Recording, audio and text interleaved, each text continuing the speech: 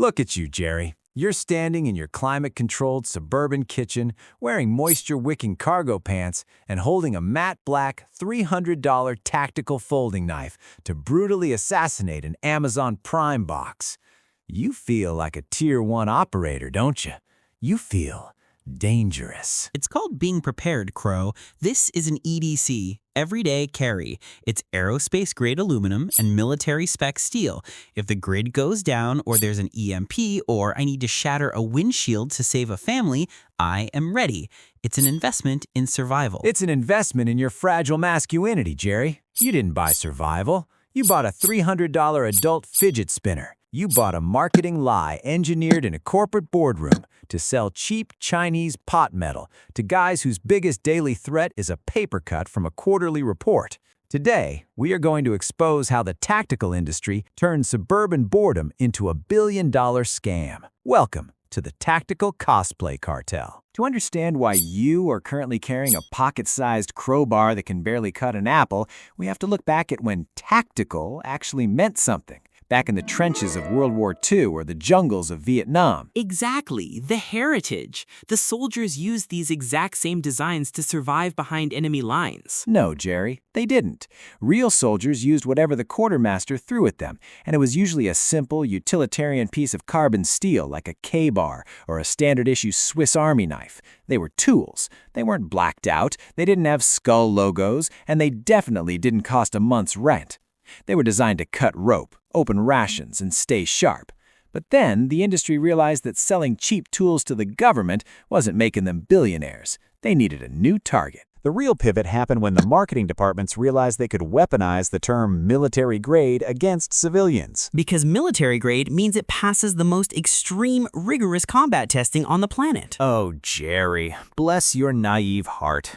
Do you know what mil-spec actually means in government procurement? It means the lowest bidder. It means a tired bureaucrat in Washington found the absolute cheapest factory on Earth that could stamp out 1 million units of a product that barely passes the minimum acceptable standard without immediately falling apart. Wait, you're telling me military grade just means cheap? It is a legal admission of mediocrity. When a private company slaps military grade on a commercial product, they aren't bragging about elite quality. They are using psychological warfare to make you overpay for the cheapest manufacturing process legally allowed by the Pentagon. Let's talk about the anatomy of your little Excalibur here. They tell you it's high-carbon, tactical operator steel. Read the tiny print stamped on the base of that blade, Jerry. What does it say? It says 8CR13MOV. It sounds like an encrypted military code. It's not a secret code, Jerry. It's a barcode for bottom-tier, mass-produced Chinese steel.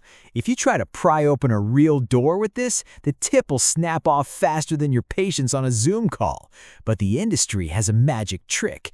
They take this $12 slab of generic metal, dip it in matte black Teflon paint, add a useless serrated edge that you can never sharpen yourself, and suddenly, bada bing, bada boom, it's a $300 urban tactical blade. But the black coating is for stealth, so it doesn't reflect light during night ops. You are an accountant, Jerry.